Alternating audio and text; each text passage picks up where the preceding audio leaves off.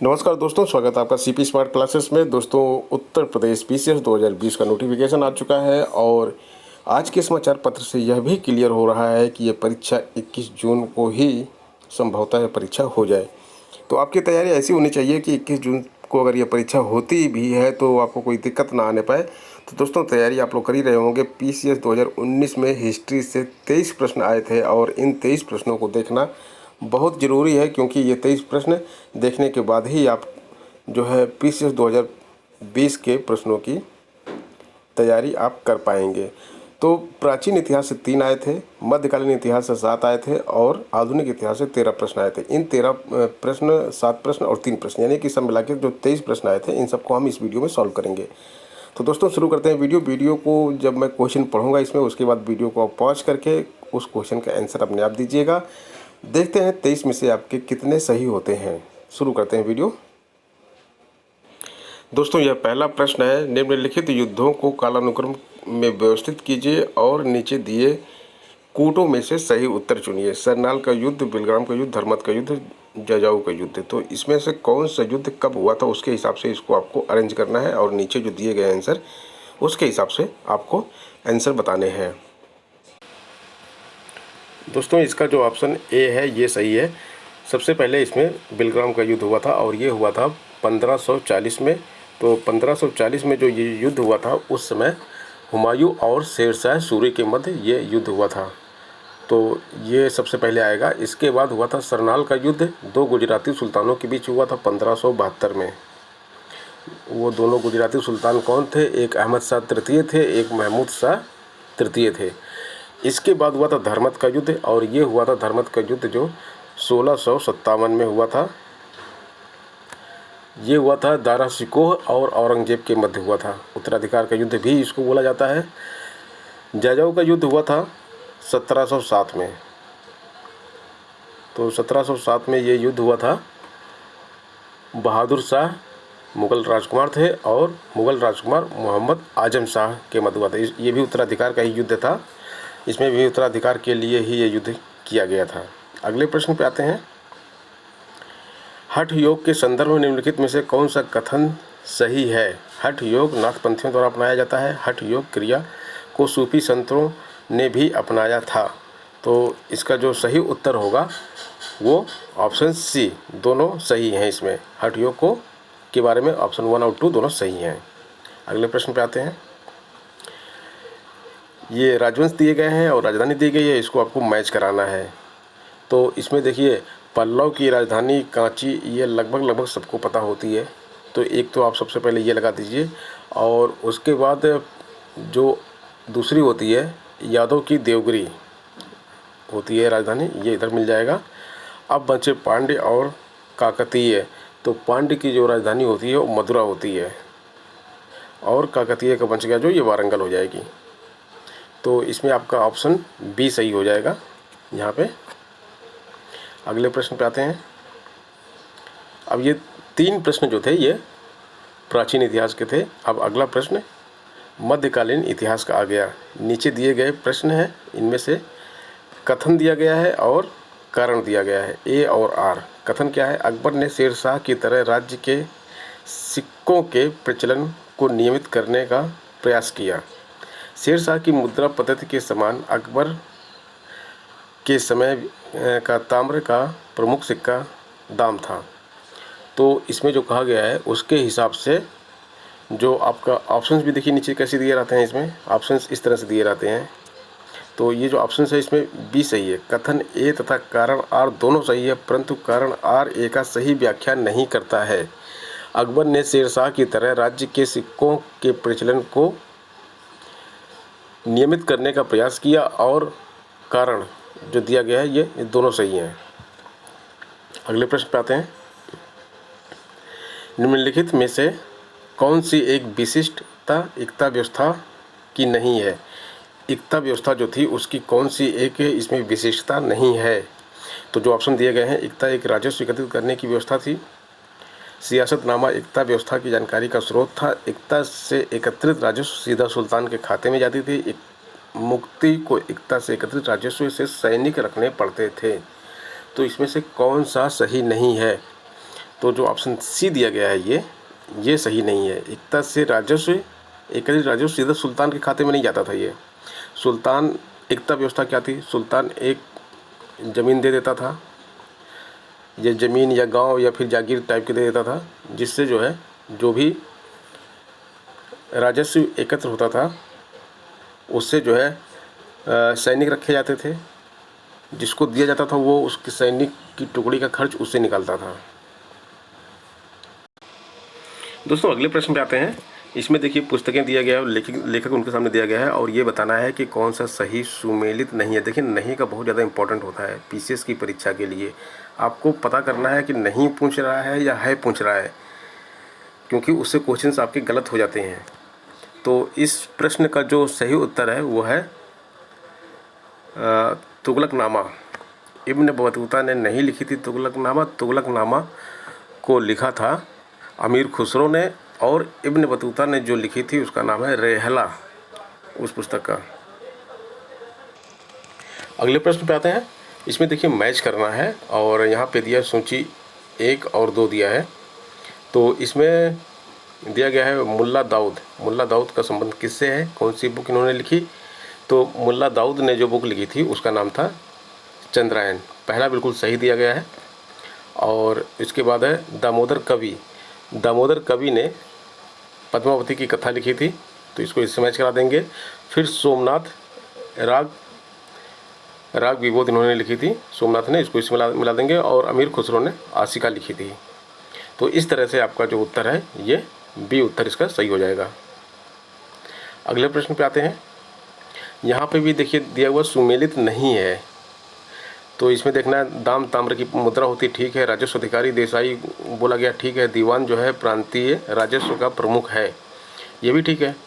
जरीब क्या है, जरीब एक प्रकार का कर, नहीं बिल्कुल गलत है, जरीब एक प्रकार का कर नहीं होता है। तो आपका जो आंसर होगा वो इसमें हो जाएगा आंसर डी।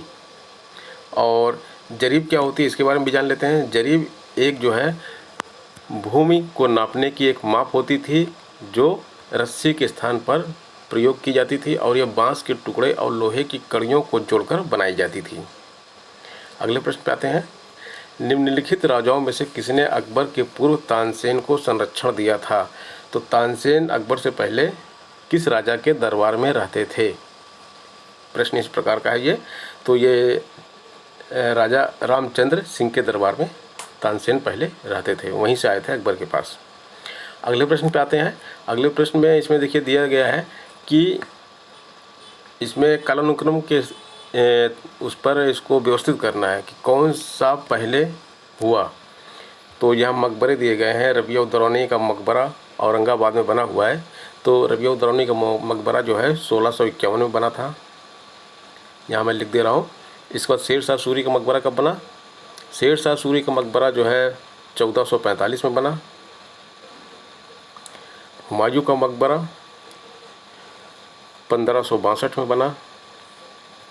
और इसके बाद आखिरी रबिया दौरानी का मकबरा जो है 1651 में बना।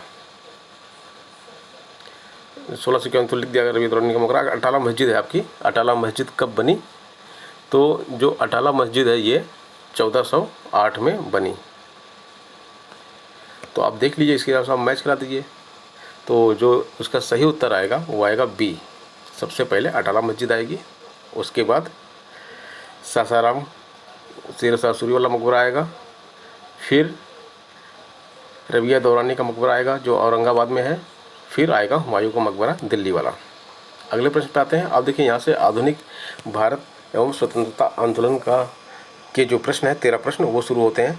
तो इसमें पहला प्रश्न है नेटिव मैरिज एक्ट किस वर्ष पारित किया गया है? नेटिव मैरिज वर्ष 1972 में पारित किया गया। और इसमें क्या किया गया, इसमें जो विवाह की न्यूनतम आयु होती लड़कियों की वो 14 साल और लड़कों की 18 साल निर्धारित की गई, तथा इस अधिनियम के द्वारा बहुपत्नी प्रथा को भी समाप्त कर दिया गया।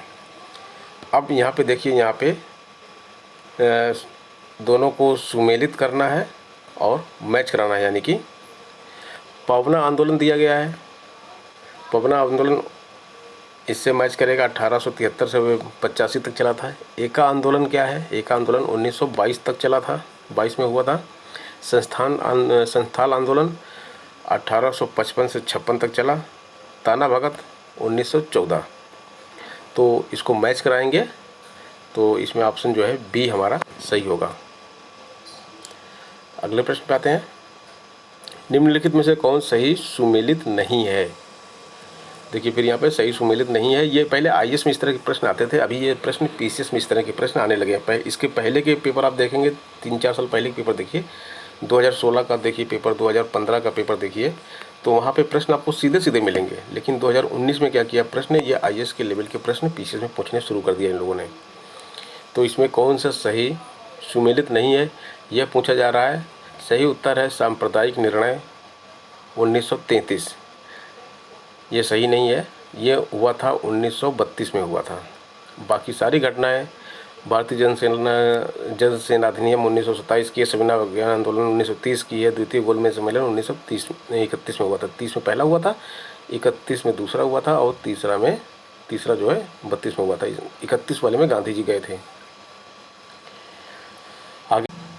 अगले प्रश्न पे आते हैं। यहाँ पे दोस्तों दिया गया है कि कालानुक्रम के हिसाब से इसको व्यवस्थित करना है, उसके बाद नीचे कोट में से इसका आंसर देना। तो हमको मालूम होना चाहिए कि कौन सी घटना कब हुई थी। तो साइमन आयोग की नियुक्ति जो हुई थी, ये कब हुई थी? साइमन आयोग की नियुक्ति 1927 में, यहाँ पे मैं लिख दे रहा हूँ, 1927 में हुई थी। जलियांवाला बाग हत्याकांड 1919 में हुआ। और इसके बाद आता है तीसरा जो है महात्मा गांधी की दांडी यात्रा। तो दांडी यात्रा 1930 में शुरू हुई थी।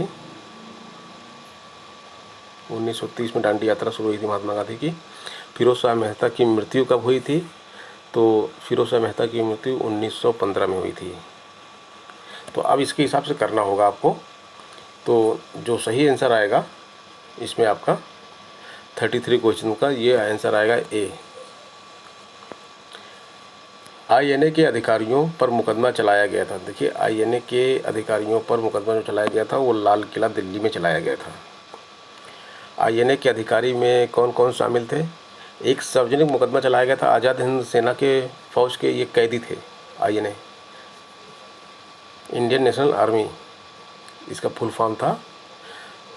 तो उसमें जो थे 3 लोग थे, एक थे सिख थे गुरुबख्श सिंह, और एक हिंदू थे प्रेम कुमार सहगल, और तीसरे थे मुसलमान थे वो शहनवाज सहगल और गुरुबख्श सिंह पर मुकदमा चलाया गया था लाल किला दिल्ली में। अगले प्रश्न पे आते हैं। यहाँ पर देखिए फिर वही कथन और कारण 2 चीज़ें दी गई हैं। तो कथन है बंगाल की एशियाटिक सोसाइटी की स्थापना वारेन हेस्टिंग के काल में हुई थी। उसने सर विलियम जोन्स के पक्ष में उक्त विद्युत संस्था की अध्यक्षता का प्रस्ताव अस्वीकार कर दिया था। सही है। वारेन हेस्टिंग स्वयं एक उद्भट विद्वान तथा प्राच्य विद्या का प्रखर समर्थक था, जो संस्कृत, फारसी व अरबी के अध्ययन को प्रोत्साहित करता था। ये भी ठीक है। लेकिन क्या ए का कारण आर है? नहीं, ऐसा कुछ नहीं है। इसलिए दोनों सही हैं लेकिन एक दूसरे कारण नहीं है। ऑप्शन बी आपका सही हो जाएगा। बी उत्तर होगा आपका यहाँ पे। अगले प्रश्न पे आते हैं। मनसबदारी व्यवस्था के संदर्भ में कौन सा कथन सही है? तो मनसबदारी के बारे में यहाँ पे देखिए दिया गया है। मनसबदारी व्यवस्था राज्य के कुलीन वर्ग से संबंधित थी, जिसे अकबर ने प्रारंभ की थी। मनसबदारी पर पद पैतृक था। तो इसमें जो है पहला ऑप्शन ये सही है कि मनसबदारी प्रथा जो है कुलीन वर्ग की थी, मनसब प्रदान करते थे अकबर जी। और पद के हिसाब से थी, पद पैतृक थी कि जो अगर पिताजी मनसबदार हैं तो बेटा भी मनसबदार बनेगा, तो ऐसा कुछ नहीं था। योग्यता के हिसाब से ये पद मिलता था। तो केवल ए सही होगा इसमें, केवल 1।